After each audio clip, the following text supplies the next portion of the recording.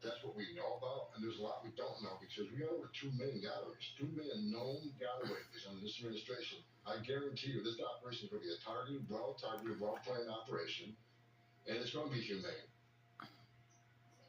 So incoming border czar Tom Homan is making big promises for President-elect Donald Trump's administration. He joined Newsmax this weekend where he's urging that this mass deportation plan is going to be well-targeted, well-planned, and humane. And you heard Homan right, 2 million gotaways, 2 million migrants that have crossed the border illegally that we have no idea where they are in this country. And with the violent Venezuelan gang Tren de Aragua operating in 16 states across the country, it's no wonder that according to a new CBS YouGov poll, 57% of Americans are still supporting Trump's plans for deportations. For more, I want to welcome in former acting CBP Commissioner Mark Morgan and former DHS Senior Advisor, author of Terrorists on the Border and in Our Country, Newsmax contributor Charles Moreno. Great to have you both on this morning. So, Mark, Tom Homan is saying that Trump has the ability to get the border closed in a matter of months with some quick fixes on day one, like ending catch and release. Do you think he gets it done? Absolutely. Here's why. He already did it during his first administration. We already developed and implemented a network of tools, authorities, and policies, so we have the playbook. You literally just have to look on the shelf and find a binder that says Trump era border security playbook and pull it off, dust it off, and implement it. And look, the same strategy, the umbrella strategy of deterrence and consequences, supported by two major subcomponents, and that's resources, and that means infrastructure, technology, personnel, that is supported by policies like you just mentioned. Indian catch and release, reinstituting the Remain in Mexico program, reinstituting the safe third country agreements we have with all three Northern Triangle countries, and taking the handcuffs off of ICE so that they can actually do their job to target those that are in the country illegally and remove them, and of course give them the resources they need, like building the wall, personnel, and technology. So I agree, this can be done relatively quickly because we've already done it. Yeah, absolutely. I mean, great point. Charles, I want to get your reaction to this video from Texas Department of Public Safety. So a 2-year-old girl from El Salvador found by herself at the border with a piece of paper that has a phone number and a name on it. Her parents were already in the United States. Take a listen. Venezuela, mamá. Venezuela. Sí. ¿Qué tantos años tienes? ¿2 años? ¿No vienes con tu mamá y tu papá? ¿No? ¿Venezuela? ¿Para dónde vas, mamá? ¿Dónde están? ¿En Estados Unidos? Okay.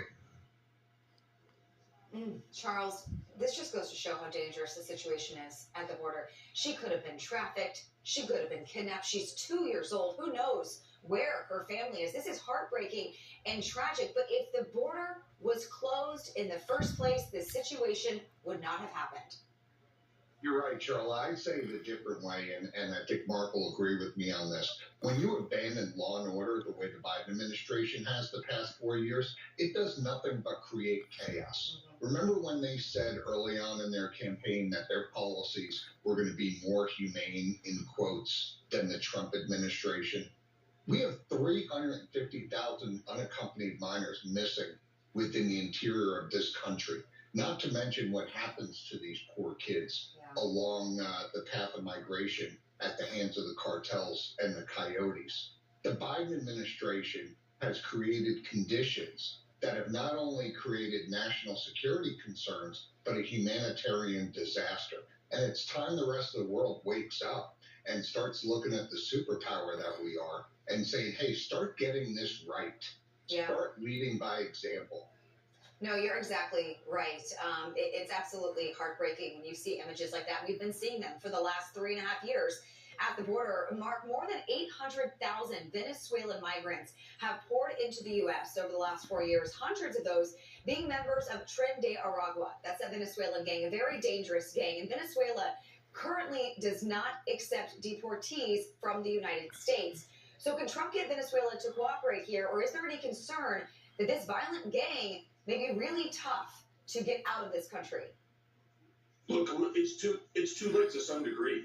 So to answer your last question first, yeah, it's going to be tough because they're already operating in probably well over 20 cities across this country. So that's not going to be easy to identify them and eradicate all these gang members, number one. And Charles is exactly right. And that's a direct cause of the chaos and lawlessness that's been created by the Biden-Harris administration. But as far as Venezuela taking them back, I guarantee you that's going to switch. We saw this under Title 42. I was there as the acting commissioner. The State Department did an incredible job under the Trump administration to force countries that traditionally refuse to take back their own citizens to reverse that course. He has a plethora of tools available to the president to put leverage on these countries to start taking their citizens back. That's number one. But number two, we're going to have to target these individuals, identify them, and go round them up and then remove them. So this is not going to be easy, but I think they can get this done. All right, let's hope so. Yeah, Charles, a major roadblock we've been seeing for Trump's administration is Democrat pushback, as expected. But a Republican lawmaker is now speaking out. Kentucky Senator Rand Paul telling Face the Nation yesterday that he is not supporting the use of military. Take a listen to this. You know, I'm 100% supportive of going after the 15,000 murderers, the 13,000 sexual assault perpetrators, rapists, all these people. Let's send them on their way to prison or back home to another prison. So I would say all points bulletin, all in. But you don't do it with the Army because it's illegal. We've had a distrust of putting the Army into our streets because the police have a difficult job, but the police understand the Fourth Amendment. They have to go to judges. They have to get warrants. It has to be specific. And so I'm for removing these people, but I would do it through the normal process of domestic policing. Okay, so yeah, he's saying he doesn't agree with using military aid with these deportations. What is the best course of action here, Charles?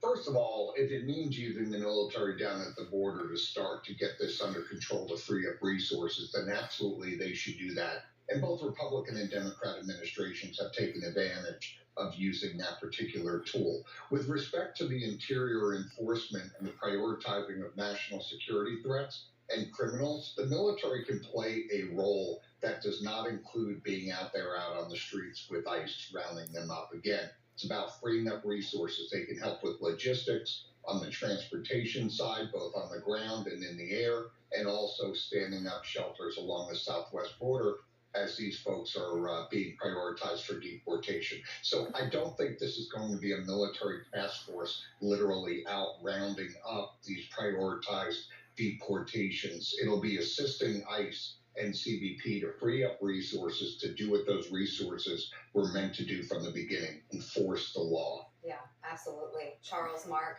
thank you both so much this morning. Really appreciate it. Thank you. Good thing. So President Trump finally